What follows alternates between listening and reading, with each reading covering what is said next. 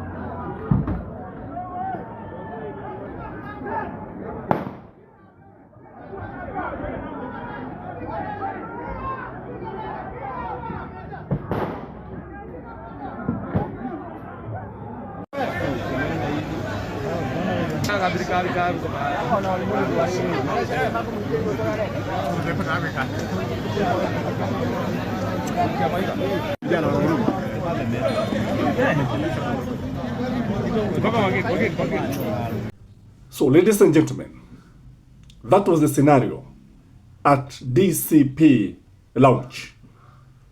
And we should ask ourselves, why is Gachagua being opposed with so much force? You know, Gachagua is not the first person to form a political party. Parties have been formed. But why is Gachagua being opposed so much by the government and other forces? Number one, Gachagua has come to disrupt the alliance of William Samoei Ruto and other leaders. Gachagua has come to destroy the political future of those, especially who comes from Mount Kenya region. And that is why you see here the Nakuru governor coming out very, very strongly to oppose Rigathi Gachagua, calling Gachagua's party tribal party. And it is very funny that the first opposition came from Mount Kenya, because you know what this means is that these are the people who are likely to face the consequences of working with William Samoei Ruto. Watch here the Nakuru governor Susan Kehika reacting to Rigathi Gachagua's new party.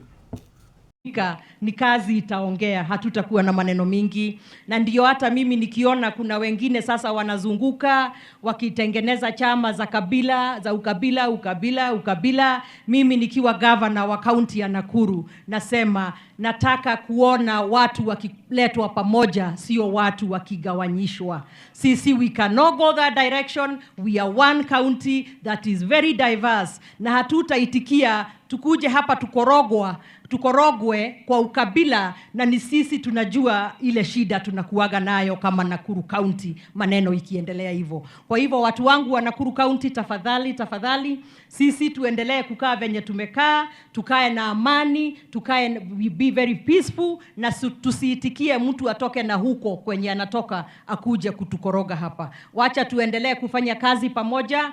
Tulitafuta hii serikali, hatutatoka sasa tuingie mstu. So, ladies and gentlemen, Gachagua has come to kill the relationship between William Samoei Ruto and the mountain. This is the last nail in the coffin. Ni mazishi ya UDA katika sehemu za Mlima Kenya. And now you understand why people are reacting the way they are reacting. You know, in my community we say, a tree that does not bear fruits, the boys will never bother throwing stones to the tree, because if it has trees, if it has fruits, if it has fruits, they are going to throw objects so that the fruits can fall and they can eat. And Gachagua is that tree. They realize that people are likely to join Rigathi Gachagua. The other reason why the government is rattled by Rigathi Gachagua, the other reason why there was this kind of intolerance, is because of electoral dominance. Gachagua is going to dominate the politics of this country. In fact, anytime Gachagua is speaking, everybody stops to listen. In fact, I was talking to another guy. I remember there was a time that William Samoei Ruto was to address the media, and he invited the media, I think, at State House. And the guy was asking me, is there anything to listen? Why waste your time and listen to what the president is saying? But anytime Rigathi Gachagua is invited by the media houses, everybody stops to listen to Rigathi Gachagua. This one tells you that he's a newsmaker. This one tells you he's one of the people who are setting the agenda of the politics of this country. There is also the fear of defections. William Samoei Ruto is worried that there could be massive defections, and these defections could actually interfere with the running of the government.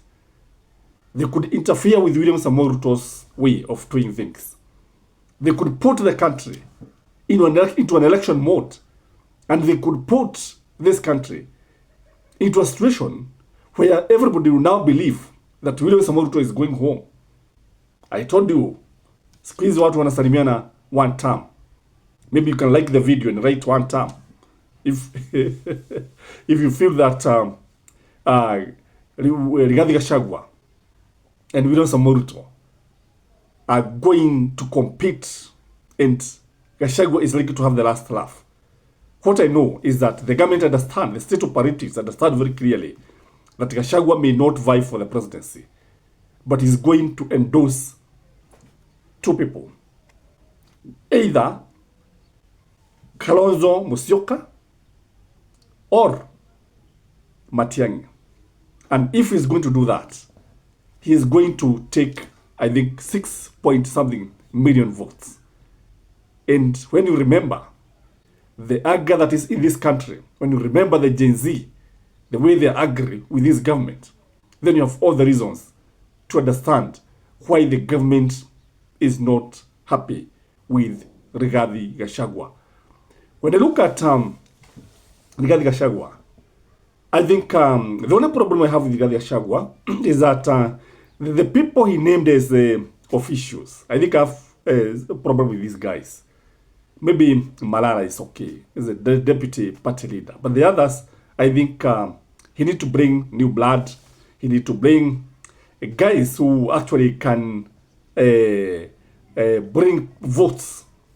People who have not been in government. Because when you look at somebody like Mizuka Rinturi, he's not going to actually excite people. He's not going to attract people in the party. When you look at Ketu Arugoro, the same. Bring people. I wish he could have brought like Omtata in that party. People like Maraga in that party. I think he could have attracted the attention of this country.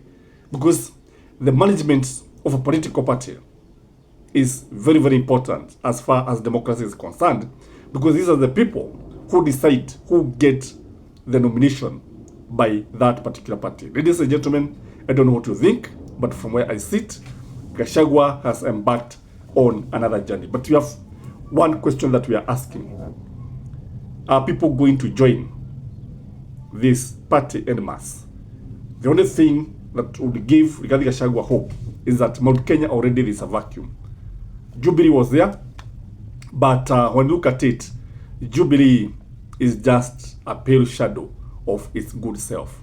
Have a blessed evening. Bye-bye.